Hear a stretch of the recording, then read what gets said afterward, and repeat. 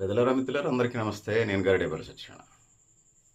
వామపక్షాలు అది CPI, CPM, mass line, new democracy, ఇతర ఆర్గనైజేషన్కి సంబంధించి తెలంగాణ రాష్ట్రంలో ముందు పోయి వెనక నొయ్యిలాగా ఉంది. గత ఎన్నికల్లో సిపిఎం ఒంటరిగా పోటీ చేసింది, సిపిఐ కాంగ్రెస్తో పొత్తులో పోటీ చేసింది. చూడటానికి ఇండియా కూటమిలో ఉన్న వామపక్షాలు మేజర్గా వాళ్ళకే మద్దతు ఇచ్చినట్టు కూడా అనిపిస్తుంది మన ఎన్నికల్ని మనం పరిశీలించినప్పుడు. సో ఈ క్రమంలో నేను కొన్ని పత్రికలు తిరిగేస్తుంటే నాకు దొరికినటువంటి వార్తని మీ దృష్టికి తీసుకొస్తా ఉన్నాను ఈ సందర్భంగా. సో ముందు నొయ్యి వెనక్కి పోయి అంటే ఒకవైపు కాంగ్రెస్ని అన్ని విధానాలని వామపక్షాలు అన్ని ఎర్రజెండా పార్టీలు మద్దతు ఇవ్వలేవు. ఇండియా కూటమికి ఎన్డీఏ బీజేపీకి వీళ్ళు బద్ధశత్రువులు వామపక్షాలు. నేషనల్ లెవెల్లో ఎన్డీఏ కూటమికి వ్యతిరేకంగా పనిచేస్తూ ఉన్నారు. ఇక్కడికి వచ్చేసరికి కాంగ్రెస్ ప్రభుత్వం ఉన్నది. దీని మీద అచ్చం ఫ్రెండ్షిప్ చేస్తే వీళ్ళది మాటలు వినే రకం కాదు కాంగ్రెస్ వాళ్ళు. వాళ్ళది వేరే కార్యక్రమం ఉంటుంది, వాళ్ళది అది వేరే కథ. ఇక్కడ గట్టిగా పోరాటం చేస్తే బీజేపీ పుంజుకునే పరిస్థితి ఉంది. బీజేపీ దాని మిత్రపక్షాలు అసలు ఫైట్ చేయకపోతే ఉనికికి సంబంధించింది. ఎందుకంటే కాంగ్రెస్ అన్నీ చేయదు, చేయాలనే ఇంట్రెస్ట్ కూడా వాళ్ళకు ఉండదు. ఎందుకంటే బీసీ 42% రిజర్వేషన్లు, భూ సంస్కరణలు, భూమి పంపిణీ, ఖాళీగా ఉన్న ఉద్యోగాలు భర్తీ చేయటం, 2 లక్షల పోస్టులు ఖాళీగా ఉన్నాయి కదా. వామపక్షాలు సహజంగా ట్రేడ్ యూనియన్ బేస్డ్గా ముందుకెళ్తున్న పరిస్థితులు, అసంఘటిత రంగం ఉద్యోగాలకు సంబంధించి ఖాళీ ఉన్న ఉద్యోగాలు భర్తీ చేయాలి, అవుట్సోర్సింగ్ కాంట్రాక్టు జీతాలు పెంచాలి, టీఎల్డీఏలకు సంబంధించి, ఫిట్మెంట్స్కి సంబంధించి, సింగరేణికి సంబంధించి, ఆర్టీసీ ప్రభుత్వ విలీనం చేయడం గురించి, సింగరేణికి సంబంధించి రెగ్యులరైజేషన్కి సంబంధించి, సో వాటికి సంబంధించిన సమస్యలు, ఇంకా వివిధ బ్యాంక్ రంగం, వివిధ రంగాల్లో ఉన్నటువంటి అన్ని ట్రేడ్ యూనియన్స్కి సంబంధించినటువంటి డిమాండ్స్ ముందు పెట్టినప్పుడు కాంగ్రెస్ ఎజెండా వేరు. వాళ్ళు జనరల్గా వెళ్తుంటారు. వీళ్ళకేమో బేస్డ్ కనీస వేతన చట్టం బేస్డ్గా, కార్మిక వర్గం బేస్డ్గా వెళ్ళి మాట్లాడుతుంటారు. ఇంకా వామపక్ష యోజనోద్యమాలు, ఖాళీగా ఉన్న పోస్టులు ఉద్యోగాలు భర్తీ చేయడం, నిరుద్యోగ భృతి డిమాండ్స్ ఉంటాయి.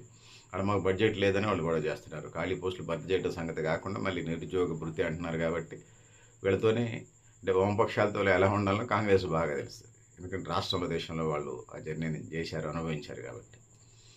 సో ఇది ఎందుకోసం వామపక్షాల పరిస్థితి ఎలా ముందు నొయ్యి వెనక గొయ్యిలాగా చందంగా తయారైంది. అట్లని ఖచ్చితంగా ముందు నొయ్యిని వెనక గొయ్యిని పూడిపి రోడ్ వేసుకొని రెండు వైపులా జర్నీ చేసుకునే ప్రయత్నం లేకపోతే మళ్ళీ కష్టకాలంగా ఉంటుంది. సో అయినా కూడా వివిధ అంశాల మీద కేంద్ర రాష్ట్ర ప్రభుత్వాలు అనుసరిస్తున్నటువంటి ప్రజా వ్యతిరేక విధానాల మీద, అది త్రాగునీరు కోసం కానీ, సాగునీరు కోసం కానీ, ఇళ్ళ కోసం కానీ, ఇళ్ల స్థలాల కోసం కానీ, ఇప్పటికే వేసుకున్నటువంటి పేదలకు సంబంధించి 58 జీవో ప్రకారం 58 ప్రకారం 100 గజాల్లోపు వాళ్ళకి ఫ్రీగా పట్టాలు ఇవ్వటం, 59 జీవో 100 గజాల నుంచి 200 గజాలు ఉంటే 5,000, 10,000 వేసి వాళ్ళకి పట్టా ఇచ్చడం, ఈ కార్యక్రమం వీటి మీద అజిటేషన్ జరగబోతూ ఉన్నాయి. సో అసంఘటిత రంగ కార్మికులకు సంబంధించిన కార్యక్రమాలు, ఇక సదస్సులు, రాజకీయ శిక్షణా తరగతులు వామపక్షాలకు సహజంగానే ఉంటే అవి ఇప్పటికీ 3 ఏళ్ళు కొనసాగుతూ ఉన్నాయి. నిరంతరం అది యుద్ధ ప్రాతిపదికన అన్ని జిల్లాల్లో జరుగుతూ ఉన్నాయి. సిపిఐ, సిపిఎం, ఇతర న్యూ డెమోక్రసీ, మాస్ లైన్లు వివిధ రూపాల్లో సదస్సులు, సెమినార్ల అదనం, రాష్ట్రంలో, దేశంలో ఏం జరిగినా, ప్రపంచంలో ఏం జరిగినా మళ్ళీ వాళ్ళు ముందుండి భుజాన్ని వేసుకోవటం, ఈ కార్యక్రమాలు జరుగుతూ ఉన్నాయి. ఆ విధంగా ముందుకు పోతూ ఉన్నారు.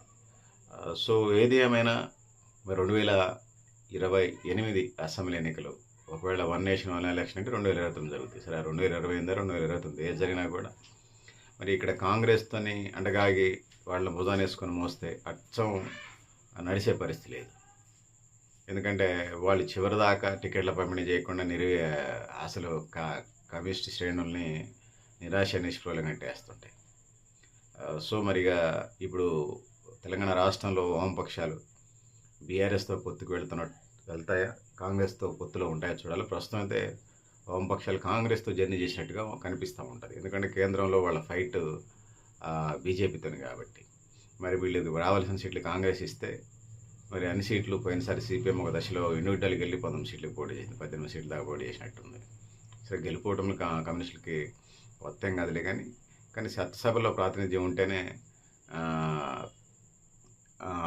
ఏమన్నా అఖిలపక్ష సమావేశాలకు పిలుస్తున్నటువంటి ఒక కల్చర్ని చంద్రబాబు నాయుడు తెలుగుదేశం పార్టీ ఉన్నప్పుడు ఇది చేసింది. మరి కాంగ్రెస్ వాళ్ళు చట్టసభలో ప్రాతినిధ్యం ఉన్నా లేకపోయినా పిలుస్తారా లేదనేది ఇలా ఉన్నటువంటి మన ముందున్నటువంటి ప్రశ్నగా ఉన్నదనేది తెలియజేసుకుంటా ఉన్నాను. సో కాంగ్రెస్లో కుమ్ములాటలో, అవినీతి ఆరోపణలు, వాళ్ళే మీ ఈసారి గవర్నమెంట్ రాదనుకోవటం. సో మరిగా వామపక్షాలు టీఆర్ఎస్తో వెళ్తాయి, కాంగ్రెస్తో వెళ్తాయి అనేది కాలం నిర్ణయిస్తుంది. ఇంకా 2 years పీరియడ్ ఉంది కాబట్టి ఇప్పటికే 33-35 నెలలు అవుతూ ఉంది. 3 సంవత్సరాల్లో 4 సంవత్సరంలో ఎంటర్ ద డ్రాగన్గా ఉన్నది. సో ఇది పరిస్థితి. సో వాళ్ళ వామపక్షాలకు సంబంధించి వాళ్ళ కార్యక్రమాలు వాళ్ళు చేసుకున్న పోతున్నట్టుగా ఉంటుంటారు. ఇప్పటికే మహాసభలు జరిగినాయి, మళ్ళీ వివిధ సభలు సమావేశాలు జరుగుతూనే ఉన్నాయి. కొత్త నాయకత్వాన్ని ఎన్నుకుంటూ అదేవిధంగా ముందుకు పోతూ ఉన్నారు. సర్పంచ్ ఎన్నికల్లో పాల్గొన్నారు, మున్సిపల్ కార్పొరేషన్ ఎన్నికల్లో పాల్గొన్నారు.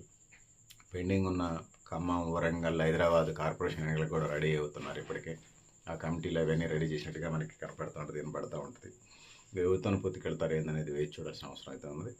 సో వామపక్షాలకి ఇప్పుడున్నటువంటి పరిస్థితుల్లో కేంద్రంలోనే ఎన్డీఏతో ఫైట్ చేయాల్సి వస్తుంది. రాష్ట్రంలో ఇక్కడ బీజేపీ అంత స్ట్రాంగ్ లేదు. మరి కాంగ్రెస్తో ఫైట్ చేయాలా, చేయొద్దా, చేస్తే మళ్ళీ బీజేపీ బలపడిద్దా, ఇవి ఉన్నాయి. మరి ఏదేమైనా మరి వాళ్ళు ఎన్డీఏని టార్గెట్ చేసి ఉద్యమాలు చేయటమా, కాంగ్రెస్ని టార్గెట్ చేసి ఉద్యమాలు చేయటమా, ప్రజల పక్షా నుండి ప్రజా సమస్యల మీద పోరాటం చేయటమా, వాళ్ళ ముందున్నటువంటి ప్రశ్నలుగా ఉన్నది. ఆ నాయకత్వం జిల్లా, రాష్ట్ర, జాతీయ స్థాయి నాయకత్వాలు ఏ నిర్ణయాలు చేస్తాయో చూడాలి, వేచి చూడాలి. ఇది పరిస్థితి ఇప్పుడు ప్రస్తుతమైనటువంటి తెలంగాణలో ఉన్నటువంటి వామపక్షాల పరిస్థితి. సో పెద్దలారా, మిత్రులారా, మీరు కూడా మేము ఏ అభిప్రాయం కామెంట్ బాక్స్ రాయండి, నేను ఇన్బాక్స్లో మరింత సమాచారం రాస్తాను. సో చాలా రోజులు బట్టే చదువుకుంటూ వచ్చినటువంటి ఇంపార్టెంట్ సమాచారాన్ని నేను నోట్స్ రాశాను. ఆ నోట్స్కు సంబంధించినటువంటి సమాచారం మీ ముందుకు తీసుకొచ్చాను.